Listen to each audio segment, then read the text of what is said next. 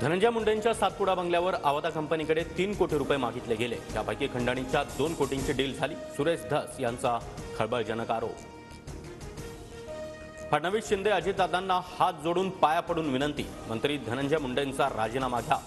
भाजप आमदार सुरेश धस यांची आग्रही मागणी। वाल्मिक कराड 17 मोबाईल वापरतो, पोलिसांनी तपास केल्यानंतर सर्व बाहेर येईल, सुरेश धस यांचा इशारा। तर वाळू काकाचे 100 अकाउंट सापडल्यात, प्रकरण ईडीकडे द्या, धस यांची मुख्यमंत्री फडणवीसांकडे मागणी।